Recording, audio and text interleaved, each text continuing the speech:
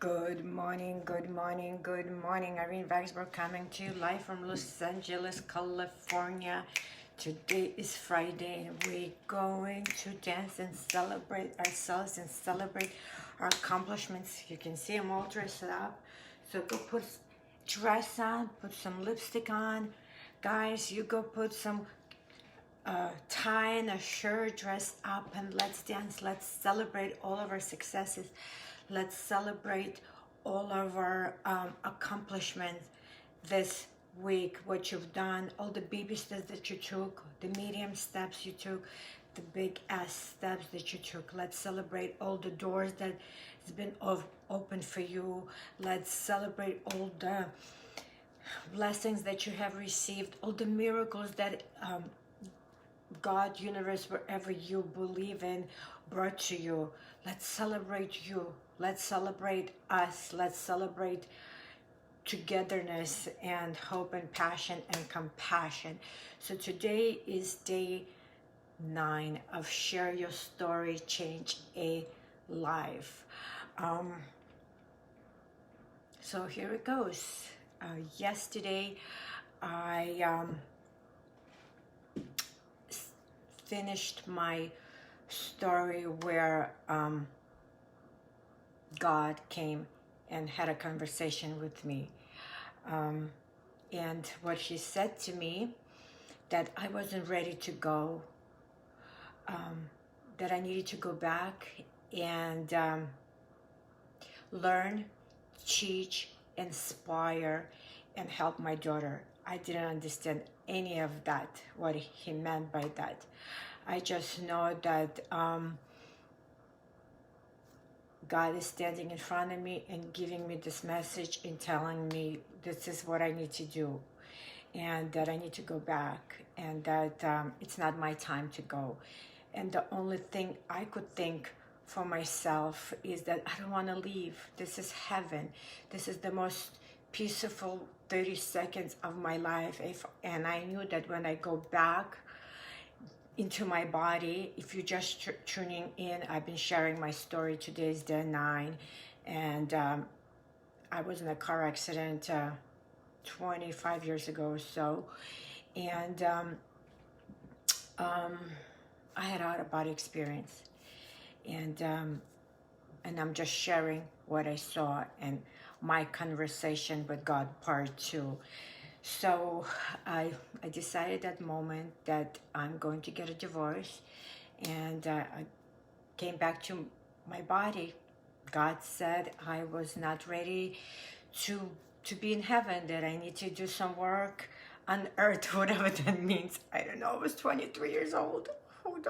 You know, I'm having conversation with God, and you know, I'm Jewish, spiritual by choice, but you know, was born Jewish, and this Jesus standing in front of me was very confusing.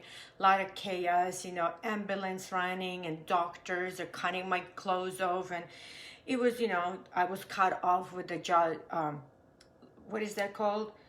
Jaws of life. They cut the car out the door and the top and pulled me out, and it was all smooshed. The car was all smooshed, and they told us they don't know how I survived and didn't have, you know, had damage, but not so much damage. The ambulance driver and the police said they've been doing this for 30 years at the time, and they've seen more damage to the person with less damage to the car. So, you know, God had his hand on me, and I'm extremely grateful for that.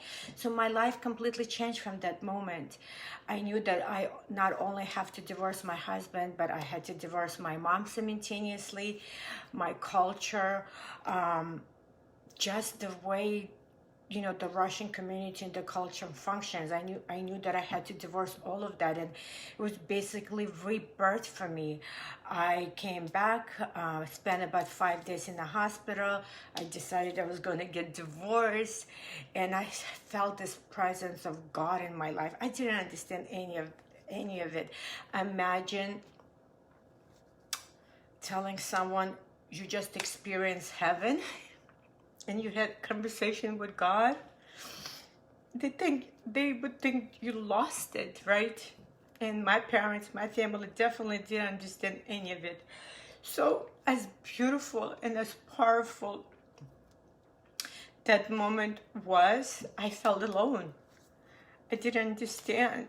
It's like I just had a conversation with God, and He gave me this task that, yeah, I know I have to learn, but where am I going to teach? I was like, the only thought process came into my mind, this Russian Jewish immigrant, what in the world she has to offer and teach someone. Um, and So a lot of confusion, a lot of unanswered questions, a lot of doubt. And it was, as beautiful moment it was a difficult moment. And, but blessed one, like how many of us can say you actually had a conversation with God? I can. I feel very honored that He chose to show up for me. And it was a beautiful journey. It was a beautiful, confusing journey. And yeah, I don't really talk about it because it's, as beautiful that conversation was, it's still like an odd thing for me. It's like, really, wow, how powerful it is that God has His hand on my life and that He guides me through it. And so, yes, so I got divorced and had this little baby of 9 months, no job, or barely held a job. It took me a long time to recover. I had to work again through pain, through loss, through finding my identity, to understanding what was happening to me. I picked up every single book. I was trying to figure out, is this really possible? Is there something like that ever happened to other people? And something? It did. It did.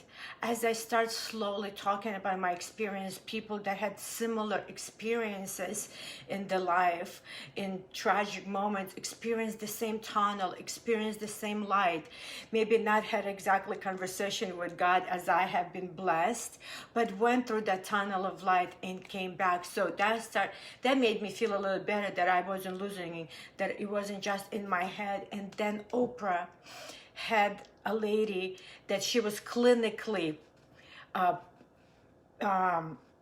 dead few times through her operation, and it was documented. And I have to find that book. I will show it to you when I find it. And it's called Embraced by the Light. And the picture was a little blue book, and the picture of Jesus was standing in that picture on the front page. It was exactly the image that I saw. When I read her book, oh, goosebumps. This is exactly what I went through, except mine wasn't documented. Mine was in the middle of the street, me coming out of my body and seeing the whole entire car accident from my body, and seeing the chaos, and seeing my little baby girl stuck in a car. And it was craziness. So it made me feel so good. It made me feel so warm. I had so much joy in my heart to know that this is exactly what happened to me, that I am not alone in this journey of, if you can call life after death. But so it was powerful. It was a powerful, powerful moment at 23 years old, and I was never the same. And thank you for joining me. Thank you for listening to my experience. And I'll share more tomorrow. I still have, 20 something days to go, so I can't tell you all. And yes, so just know we walk this earth not alone, that whatever God is to you, He's there with you, even if you don't feel Him, but He is there with you and for you, and He got you. And just listen to the messages. He's guiding us on the right path, into the right way, into the right doors, into the right opportunity, to the right partners, to the right life. Just we have to trust it. I know it's not easy. Listen, I haven't trusted it either, even though I had this incredible, powerful experience. But that's where we learn, right? That's when we go back into faith, and God challenges our faith. God challenges our strength. And sometimes he puts things in our path to make sure that we're listening, that we're following our purpose, that we're following our dreams, that we're following our mission, and we're following our true heart, spirit, and soul and passion. So just look at your life from a different view a little bit, and messages come very subtle. Messages come from in the most weirdest way. You know, I talked about it yesterday. Did I think that I will have my answer to my quality of life back in the form of a neurological wearable technology sock? It's a sock, right? You think, what the hell is it gonna do? But the orange little patch in the sock gave me my life back when doctors gave me no hope. So God is powerful, and God gives you what you need. But like I said in my post yesterday, at the right time and at his time, not our time. So wherever you are is just a moment, right? And welcome everybody. And giving up is not an option. And take medium steps, take big steps, but don't give up. And the glass is overflowing, you know, with God's hand on you, whatever that means to you. Just said the whole visual is God touching touching me with his hand. Woo, beautiful, absolutely beautiful. And let's dance. Let's dance today. Let's dance. It's Friday. It's Friday. Let's celebrate. Let's celebrate ourselves. Let's celebrate our miracles. Let's celebrate our passion and compassion and all the little miracles that are happening in our life. We wait to celebrate big ones, but the little ones are even more important, because those little ones take you to the big miracle. So please, you haven't been dancing with me as much as I would like to. Remember, I said I want everybody to dance all the world, where we would unite as one through music. Music is passion, music is hope, music is joy, music makes you happy, right? So I want the whole world to be happy. So let's dance. Hashtag dance with me. Hashtag where you're dancing from. And let's celebrate our miracles today. Yeah, I know I'm going to church here, but it's that kind of day, and it'll be that kind of day for the next few days, because I still have a lot to share with you about my experience with my conversation with God. Love you guys. I appreciate you. 9 o'clock, I'll be going live on Noelle's Facebook page. I will share it. It's my sister from my sister team in UK. We're going to have a blast. She's a riot.